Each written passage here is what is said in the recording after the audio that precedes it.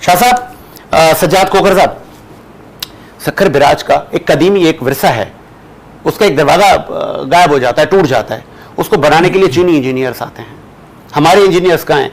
और फिर अगर मरम्मत करनी है, क्यों नहीं होती मरम्मत? फंड्स कहाँ जाते हैं? सबसे पहले तो साजिद भाई, सक्खर बैराज का सिर्फ दरवाज़ा चोरी हुआ है, कहीं पूरा बैराज जो है ना वो चोरी नहीं हो गया। और लाड़काने में सुनने में आ रहा है वो टावर ही चोरी हो गया। टावर चोरी हो अच्छा। गया। ये बड़ा एक अलमिया है वहाँ की इंतज़ामिया के लिए और बाइसे शर्म है ये, मैं ये कहूँगा। दूसरा आपने जिक्र किया इंजीनियर्स का, यहाँ पर बिल्कुल पाकिस्तान में टैलेंट पाया जाता है, लोग हैं। अच्छा। लेकिन वो कहते हैं ना कि जहाँ से फ़ायदा हो वो काम हमारे यहाँ किए जाते हैं। तो ये बड़ा एक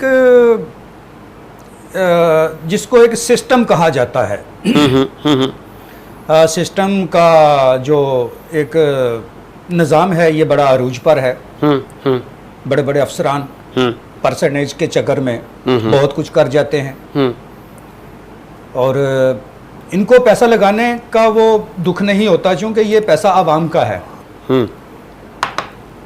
ठीक है, इनके पास फंड आया, टेंडर आया, आधा खाया आधा लगाया। अच्छा, वैसे ट्रांसपोर्ट डिपार्टमेंट, बड़ी बड़ी गाड़ियां आ रही हैं, मास ट्रांजिट वाले, पब्लिक सर्विस बसेस कराची में हैं, पिंक बसेस, ठीक जा रहे हैं?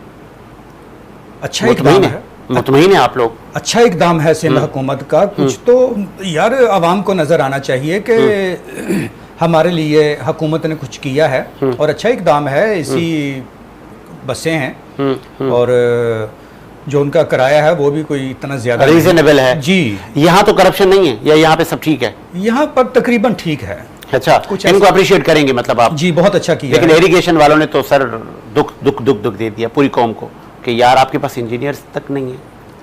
हैं पाकिस्तान के पास। मैंने कहा ना कि पाकिस्तान में इतना टैलेंट है कि हम एटम बना सकते हैं। फिर ये बैराज या गाड़ियां या दीगर चीजें ये क्यों नहीं बना सकते? सिंध में, सॉरी मेरी ये स्टोरी नहीं थी, मुझे प्रोड्यूसर साहब ने स्पेशली अभी कान में आके आग लगाई है। सिंध में सहाफ़ियों का कत्लेआम, एक साल में जान मोहम्मद महर से लेके नसरुल्लाह गडानी और इससे माजी में अजीज़ मेमन, क्यों? और फिर कातिल भी नहीं पकड़े जाते। इतने ताकतवर हैं कातिल यार, इतनी मतलब सहाफ़ी को कौन नहीं जानता? तमाम स्टेक होल्डर जानते हैं, पाकिस्तान का सुतून है ना, आईजी से लेके सीएम तक, गवर्नर तक सभी जानते हैं। आपको भी सब जानते हैं, मुझे भी सब जानते हैं।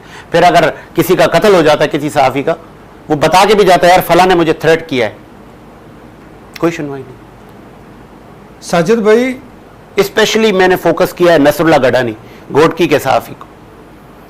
सहाफ़ी हमेशा गरीब होता है, इतना वो मालदार नहीं होता क्योंकि उसने अपने एक ईमानदारी के साथ जो है ना वो चलना होता है। तो वाकई में मैंने पिछले प्रोग्राम में भी जिक्र किया था कि हमारे यहाँ पर सहाफ़त आज़ाद नहीं है। अब चौथा मैं कहने लगा हूँ, तो जब ये नसरुल्लाह गडानी की शहादत हुई, फिर हमारे मीडिया के लोग उनके घर पे गए। उनकी वालदा ने कहा कि एक वक्त का खाना इसके बच्चे खाते थे तो एक वक्त देखते थे कि कब अब्बू पैसे देगा तो हंडिया चढ़ेगी। किसने कहा? सुनता जा शर्माता जा। बिल्कुल बजा फरमा गए आपके, सुनता जा और शर्माता जा। मैंने पहले जिक्र किया है कि सहाफ़ी जो वर्कर होता है वो इतना मालदार नहीं होता। उसके पास तो बेचारे के पास बिल देने के या मकान के रेंट्स देने के पैसे नहीं होते, फिर भी उसको टारगेट किया जाता है। मैं जो मेरे साथ एक दफ़ा हुआ था वाक़या, वो मैं थोड़ा सा आपकी नज़र करता जाऊं। तकरीबन गुज़श्ता साल मैं एक स्टोरी पर काम कर रहा था और मैं जब बाइक चलाता हूं तो मेरे पास हेलमेट जो होता है ना वो ब्लैक होता है। ठीक है, सेफ्टी के लिए। हमें पता है ना कि यहाँ पर क्या हो रहा है। एक सिग्नल पर मेरे साथ आकर एक बाइक लगी। उसने कहा कि सज्जाद खोखर साहब कैसे हैं आप? बताएं। मैं उसको नहीं जानता था, हालांकि मैंने हेलमेट पहना हुआ था ब्लैक कलर का। उसने फिर भी आपको पहचान लिया। उससे आगे वाले सिग्नल पे जब गए तो दूसरा कोई शख्स था।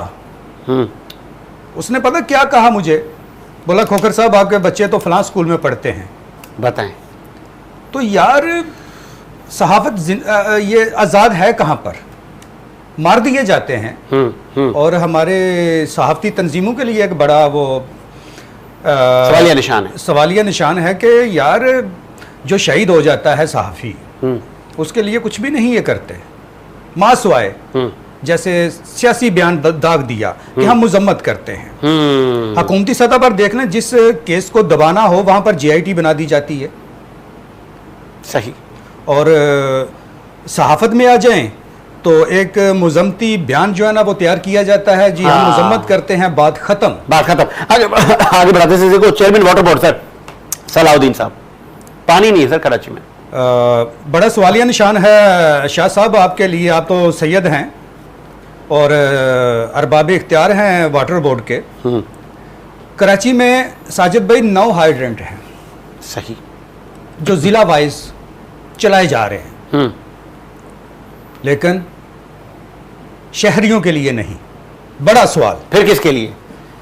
टैंकर माफिया के लिए, चंद खानदान। अच्छा, वैसे यहाँ पे एक सवाल बनता है, आपने कहा टैंकर माफिया, तो क्यों कहा आपने ये माफिया? टैंकर वाले तो पानी पहुंचाते हैं, आपको सर्विस देते हैं, ऐसा ही है ना? ये भी पूछें कि देते कैसे हैं। हाँ बताएं, कैसे देते हैं? टैंकर माफिया एक नहीं है। अगर 9 हाइड्रेंट हैं तो समझ ले कि 9 माफिया बैठी हुई हैं। अच्छा, 9 माफियाज बैठी हुई हैं। 3-3.5 करोड़ की आबादी है शहर कायद की। रोजाना की बुनियाद पर अरबों रुपए कमाए जा रहे हैं। मजे वाली बात, कराची में 9 हाइड्रेंट है। मैं जरा बताऊं, नीपा पर जो बिल्कुल है, वो मैंने देखा है, बिल्कुल मेन है। यहां पर ठेकेदार है गुलाम नबी। ठीक है, प्राइवेट है, ये बहुत बड़ी माफिया है, काम कर रहा है और वाटर बोर्ड के इजाजत से काम कर रहा है। आगे जाएं, सखी हसन है, डिस्ट्रिक्ट सेंट्रल है, यहां पर है शेरू बलोच ठेकेदार। अच्छा, शेरू बलोच। ये ठेके कौन देता है? हुकूमती सरपरस्ती में चल रहे हैं। मुझे माजी में याद है कि सिंध हुकूमत ने कहा था कि जब गैर कानूनी जो हाइड्रेंट है वो बंद करवाएंगे, तो गैर कानूनी और कानूनी डिफरेंस होगा ना सर? जनाब, जो कानूनी है वो भी गैर कानूनी है, जो अच्छा। गैर कानूनी है वो तो है ही गैर कानूनी। वैसे तो कराची में 80 से ज्यादा हाइड्रेंट चल रहे हैं।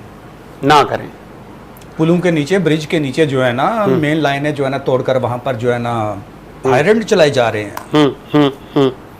वाटर बोर्ड इंतजामिया की सरपरस्ती में। अच्छा, सभी इल्म है उनको। और मंगोपीर में 2 हैं। सफूरा पर सरमद सदीकी नामी ठेकेदार है। अच्छा, बड़ा नाम है ये। आगे चलते जाएं, लांडी SM तारिक हैं। अच्छा, जो सिंध के एक बड़ी शख्सियत के अजीज हैं, ये रिश्तेदार हैं। तो ये 9 हाइड्रेंट हैं और इतनी ही इससे जायद जो है ना वाटर माफिया चल रही हैं। शहरी जो है ना परेशान अच्छा, है। अच्छा,